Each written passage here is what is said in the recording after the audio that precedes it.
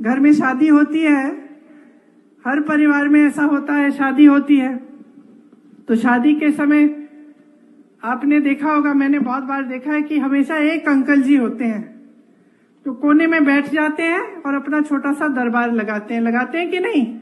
होते हैं ना। जो भी बोर हो रहा होता है वो कहता है कि भाई सुनूं मैं अंकल जी क्या कह रहे हैं। जाके सुनते हैं कि अंकल जी क्या कह रहे हैं, आज कुछ ना कुछ नया तो लाएंगे। और अंकल जी सबको अपना ज्ञान देते रहते हैं, देते हैं कि नहीं, है ना? अब आप बताओ, एक दिन अगर आप ऐसे एक शादी में या कहीं भी आप चाय की दुकान में बैठे और एक ऐसे ज्ञान देने वाले अंकल जी बैठे हों और वो कह रहे हैं सबको कि सावधान हो जाओ, अब जब सरकार आएगी ना कांग्रेस की तो एक्सरे की मशीन लाकर तुम्हारे घरों में जो बक्से पड़े हैं और जो घरों में तुमने छोटा अपना बचत अपनी की हुई है या तुम्हारी महिलाओं के जो मंगलसूत्र हैं उसको एक्सरे से निकाल के ये सरकार चोरी कर लेगी और किसी और को दे देगी। हंस रहे हो ना? मान लो किसी चाय के दुकान में या किसी शादी में किसी ज्ञान देने वाले अंकल ने ऐसी बात कह दी हो तो आप क्या कहते? आप कहते कि भाई आज तो अंकल ने बहुत बड़ी बात कर ली, खूब गहरी साजिश निकाल दी। हंसते ना? हंसते कि नहीं हंसते?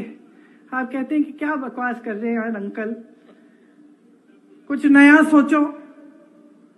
अब देश की परिस्थिति ये हो गई है कि उसी तरह से देश के सबसे बड़े प्रधानमंत्री जी जो सबसे बड़ा पद ले रखे हैं देश में, जिनके पास सबसे ज्यादा सत्ता है, उस पद की गरिमा को, उस पद की गंभीरता को आधार बनाकर ऐसी बकवास की बातें आपके सामने सुनाते।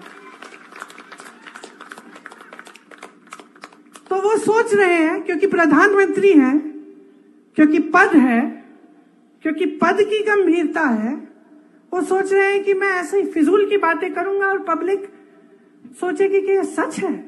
ये सच हो सकता है? आप सोचिए, ये सच हो सकता है कि कोई ऐसा राजनीतिक दल सरकार बनाएगा जिसमें एक्सरे लेके आपके घर के अंदर घुसकर आपके गहने निकाल के किसी और को दे देगा? ये सच हो सकता है? अरे क्या इनको समस्या हो गई है हमारे न्याय पत्र से? क्या समस्या हो गई है? हम न्याय कह रहे हैं इसलिए, हम न्याय दिलवाएंगे इसलिए।